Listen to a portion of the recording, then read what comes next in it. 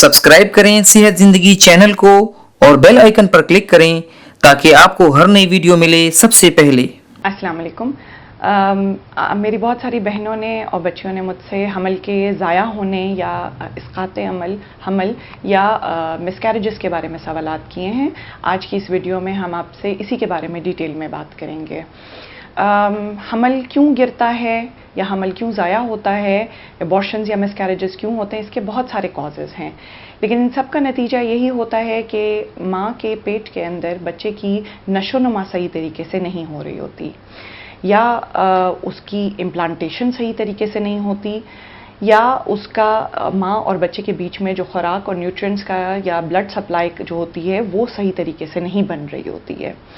अब इसके कॉजेज़ जो हैं उसमें सबसे ज़्यादा कॉमन कॉज जो होता है वो होता है कोई जेनेटिक डिफेक्ट या पैदाइशी नुक्स। अब इसमें अगर परफेक्ट एग नहीं है या परफेक्ट स्पर्म नहीं है या इनकी फर्टिलाइजेशन की वजह से जो एम्ब्रियो है वो परफेक्ट नहीं है तो आपकी प्रेगनेंसी सही नहीं है। और ये कुदरत का एक निज़ाम है, सर्वाइवल ऑफ द फिटेस्ट है, कि अगर आपकी प्रेगनेंसी इतनी शुरू में ही अगर ठीक नहीं बनी है तो ये कुदरती तौर पर इसी जगह रुक जाएगी या ज़ाया हो जाएगी और मज़ीद आगे नहीं बढ़ेगी। इसके अलावा बहुत सारे हार्मोन्स जो आपकी प्रेगनेंसी के ठहरने में और उसकी आगे कंटिन्यूएशन के लिए ज़रूरी होते हैं, अगर उनकी डेफिशिएंसी है तो फिर भी ये प्रेगनेंसी या रुक जाएगी या इसी जगह पे ज़ाया हो जाएगी। इसके अलावा माँ के अंदर अगर कोई मुस्तकिल बीमारी है या कोई क्रॉनिक इलनेस है, जैसे कि थायराइड का प्रॉब्लम है, ब्लड प्रेशर का प्रॉब्लम है, शुगर का प्रॉब्लम है, या कोई भी ऐसी बीमारी जो बहुत लंबे अरसे से ऑलरेडी मौजूद है या शुरू हो गई है, अगर वो कंट्रोल नहीं है तो उस सूरत में भी बच्चे को के ज़ाया होने का ख़तरा होता है। इसके अलावा माँ और बाप के ब्लड ग्रुप अगर मुख्तलिफ हैं, यानी कि माँ का ब्लड ग्रुप नेगेटिव है, बाप का ब्लड ग्रुप पॉजिटिव है, तो होने वाला बच्चा अगर माँ का ब्लड ग्रुप ले लेता है तो फिर तो प्रेगनेंसी में इतनी कॉम्प्लिकेशंस नहीं होनी चाहिए, लेकिन अगर वो बाप का ग्रुप इनहेरिट कर लेता है यानी पॉजिटिव और माँ नेगेटिव है तो फिर माँ की बॉडी के अंदर ऐसे सेल्स बन जाते हैं जो बच्चे के ज़ाया होने का बायस बनते हैं। इसके अलावा अगर शुरू की प्रेगनेंसी में यानी अपने फर्स्ट ट्राइमेस्टर में आपने एहतियात नहीं की है, जो एहतियात आपको कही जाती हैं वो आपने नहीं की हैं, मसलन कि आपने भारी वज़न उठाया है, नाहमवारा सुबह सफ़र किया है, कोई दवाइयाँ आपने बग़ैर डॉक्टर के मशवरे के इस्तेमाल कर ली हैं, या किसी किस्म का कोई एक्सीडेंट हुआ है या कहीं गिर गई हैं, ये भी वजूहात बनती हैं एबॉर्शंस की। अब बहुत दफ़ा ये भी होता है कि माँ को अगर बहुत सिवियर डिप्रेशन है या वो डिप्रेशन की दवाइयाँ ले रही हैं तो उस सूरत में भी एबॉर्शन हो सकता है। अब इसके अलामात क्या हैं? अलामात इस तरह हैं कि आपको नॉर्मल से ज़्यादा अचानक से कमर में दर्द शुरू हो जाता है, आपके पेट के निचले हिस्से में बहुत ज़्यादा खिंचाव और बहुत शदीद दर्द होता है जो आपकी माहवारी के दर्द से कई गुना बढ़कर होता है। इसके अलावा या स्पॉटिंग होती है या बहुत खुल के ब्लीडिंग शुरू हो जाती है, जिसके साथ कुछ टिश्यू की तरह की चीज़ें, कुछ मेम्ब्रेन्स, कुछ क्लॉट्स वगैरह निकलने शुरू हो जाते हैं। बाज़ ख़वातीन में ऐसा कोई अभी सिम्टम शुरू नहीं हुआ होता, बल्कि उनको जो अपने नॉर्मल प्रेगनेंसी के जो सिम्टम्स शुरू होते हैं अचानक से या वो रुक जाते हैं या इवन उसका भी उनको पता नहीं चलता और वो अपने नॉर्मल चेकअप के लिए जाती हैं, तो तब उनको ये अनफॉर्चुनेट न्यूज़ बताई जाती है कि उनके बच्चे की या दिल की धड़कन नहीं है, या बच्चे की ग्रोथ सही नहीं है, या रुक गई है, या बच्चा अपनी जगह पे ज़ाया हो चुका है। अब इसकी ट्रीटमेंट क्या होगी? जब अगर तो आपकी प्रेगनेंसी सही है तो फिर तो ये प्रेगनेंसी आगे आपकी बढ़ेगी, लेकिन अगर आपकी प्रेगनेंसी ठीक नहीं है तो फिर ये प्रेगनेंसी किसी सूरत आगे नहीं बढ़ेगी, जैसे जो मर्जी भी आप ट्रीटमेंट दी जाए ये प्रेगनेंसी आगे नहीं बढ़ेगी। यानी अगर आपका कोई इन्फेक्शन है तो वो इन्फेक्शन डॉक्टर से मशवरे और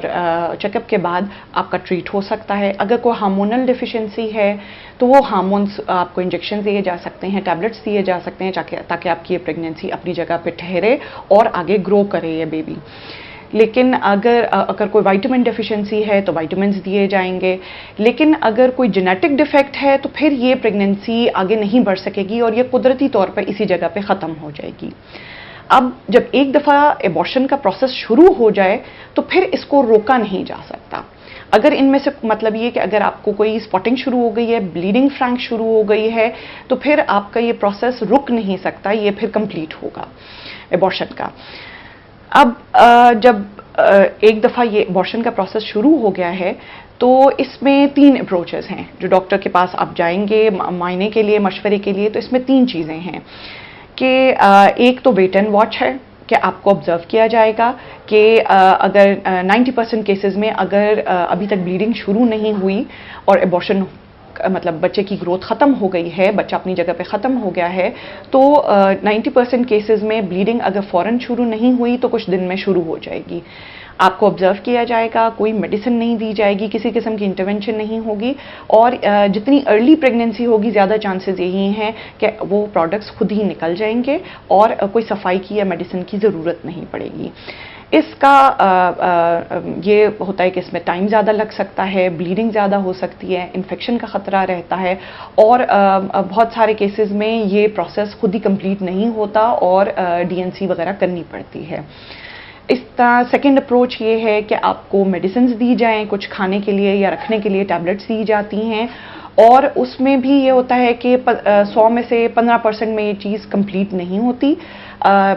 सफाई कंप्लीट नहीं होती, और फिर भी डीएनसी या ईएनसी की जाती है। वो डिपेंड करता है कि बच्चेदानी का मुंह खुल गया है, कितनी ब्लीडिंग है, उस हिसाब से। तीसरा ऑप्शन ये है कि आपके डायरेक्ट डीएनसी की जाए।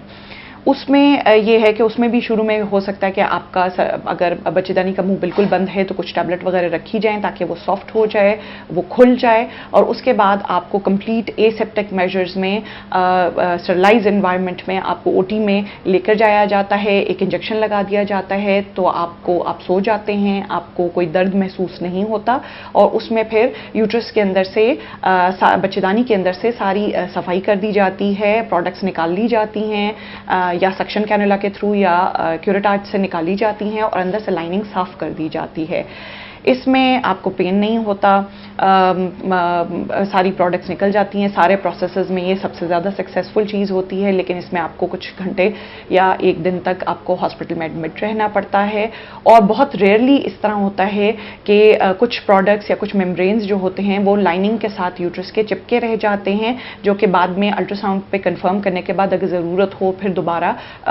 डीएनसी की जाती है। अब जब एक बार एबॉर्शन हो गया है, मिसकैरेज हो गया है, तो अब इस अनफॉर्चुनेट चीज़ से गुजरने के बाद अब आगे क्या होगा? अब आगे इस तरह से है कि एक बात तो आप समझ लें कि अगर इसके बहुत सारे कॉजेज़ हैं तो उनसे बचने के तरीके भी बहुत सारे हैं। आपकी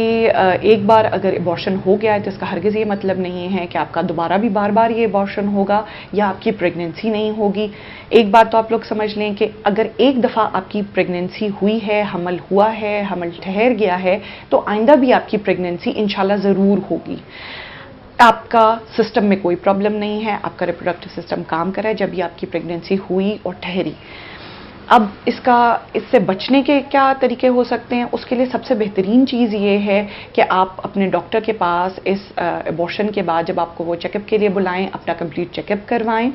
अपना अल्ट्रासाउंड्स और डिफरेंट चीज़ों से, डिफरेंट टेस्ट से वो ये मालूम करेंगे कि आपका जो बच्चेदानी है उसमें कोई एनाटॉमिकल इशू तो नहीं है, उसमें कोई पेचीदगी तो नहीं है, कोई ऐसी चीज़ तो नहीं है जिसकी वजह से प्रेगनेंसी कंटिन्यू ना रह सक रही हो या आगे होने में कोई प्रॉब्लम हो। इसके अलावा आपके हार्मोन्स लेवल्स, आपके वाइटामिन लेवल्स, आपके इन्फेक्शंस अगर हैं, आपकी कोई क्रॉनिक इलनेस है, उस हिसाब से आपका चेकअप किया जाएगा, आपको दवाइयाँ दी जाएंगी। मिसकैरेजेस जो हैं ये बहुत एक अपसेटिंग सिचुएशन होती है, बहुत इमोशनल एक टाइम होता है। आप फिज़िकली तो शायद जल्दी रिकवर कर लेते हैं, लेकिन इमोशनली थोड़ा टाइम लगता है। स्पेशली जो पहली दफ़ा की हमला ख़वातीन होती हैं उनके लिए बहुत डिस्ट्रेसिंग सिचुएशन होती है, बहुत इमोशनल होती हैं, बहुत अपसेट हो जाती हैं, डिप्रेशन की तरफ जा रही होती हैं।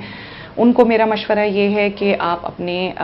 सपोर्ट सिस्टम से मदद लें, अपने फ्रेंड से, अपनी फैमिली से बातचीत करें, आप मायूस ना हो, तसल्ली रखें, इंशाल्लाह आपकी प्रेगनेंसी होगी भी और इंशाल्लाह आपका एक हेल्दी बेबी भी डिलीवर करेंगी। लेकिन उसके लिए अब आप कब दोबारा ट्राई कर सकती हैं मिसकैरेज के? फिज़िकली आपका तकरीबन 4 से 6 हफ्ते जब आपके मिसकैरेज को गुजर जाते हैं तो आपकी बॉडी किसी हद तक रिकवर कर चुकी होती है आपके मिसकैरेज से और आपको पहली माहवारी आ जाती है। और 1 से 2 माहवारी गुजर जाएं तो आप दोबारा ट्राई कर सकती हैं। जहाँ तक इमोशनल रिकवरी का ताल्लुक है तो वो आपको थोड़ा सा टाइम लग सकता है, इसलिए आप मायूस ना हों और अपने आप को जब भी आप प्लान करें कि आपने अब प्रेगनेंसी के लिए ट्राई करना है, कंसेप्शन के लिए ट्राई करना है, तो अपने आप को जितना हेल्दी कर सकती हैं, हेल्दी एनवायरनमेंट में रहें, अच्छी डाइट लें, उठना बैठना अपना मतलब सोने का टाइम, उठने का टाइम वो सही रखें, अच्छी हेल्दी फ्रेश डाइट लें, जो डॉक्टर से मशवरे के मुताबिक जो आपके प्रॉब्लम्स थे पहले मिसकैरेज की, जो वजूहात बने या वजूहात हो सकती थी, वो उन सबको उस मुताबिक जो दवाइयाँ आपको दी जाएं, जो इन्फेक्शंस हैं उनको ट्रीट किया जाए। अगर आपका शुगर या ब्लड प्रेशर का कोई प्रॉब्लम है या थायराइड का प्रॉब्लम है, वो अपने डॉक्टर के मशवरे के साथ दवाइयाँ लेकर उनको करेक्ट करें और फॉलिक एसिड की टैबलेट ज़रूर लें। जितना आपके इर्द गिर्द का माहौल अच्छा और हेल्दी होगा उतना ही आपकी कंसेप्शन में कोई प्रॉब्लम नहीं होगा और इंशाल्लाह ताला एक हेल्दी बेबी आप कंसीव भी करेंगी और डिलीवर भी करेंगी। बहुत सारी ख़वातीन जब मिसकैरेज से गुजरती हैं तो वो अपने आप को ब्लेम करने लग जाती हैं कि ये हमारी ही किसी गलती की वजह से हुआ या शायद हम में कोई प्रॉब्लम है। ऐसा हरगिज़ नहीं सोचें, हमेशा पॉजिटिव सोचें। ये जो सबसे मेन चीज़ मिसकैरेजेस की अक्सर ख़वातीन में होती है, जो 90% टाइम कॉज होता है, वो जेनेटिक होता है या कोई ऐसी चीज़ हो, जितने भी कॉजेज़ हैं वो आपके कंट्रोल से बियॉन्ड होते हैं, आपके कंट्रोल में नहीं होते, इसलिए ये आपका कसूर नहीं है, ये बस कुदरत का एक निज़ाम होता है कि अगर उस प्रेगनेंसी में किसी भी तरीके से कोई प्रॉब्लम है तो ये कुदरत का निज़ाम है कि आइंदा किसी माजूरी से या पेचीदगी से बचने के लिए वो प्रेगनेंसी उसी जगह पर ख़त्म हो जाती है और आगे कंटिन्यू नहीं करती। इसलिए मायूस बिल्कुल भी ना हो और आइंदा अपने आप को तमाम एहतियाती तदाबीर के बाद आप कंसेप्शन आराम से हो सकता है और इंशाल्लाह अच्छा आउटकम के साथ हो सकता है। मैं उम्मीद करती हूँ कि ये जो वीडियोज़ अभी तक रिकॉर्ड हुई हैं इससे आपको बहुत सारी गाइडेंस और मालूमात फराहम हुई होंगी। मेरी तमाम बहनों और बच्चियों का बहुत शुक्रिया जिन्होंने मेरी वीडियो को लाइक किया है और कमेंट्स दिए हैं। अपना बहुत सारा ख्याल रखिए। अस्सलाम वालेकुम।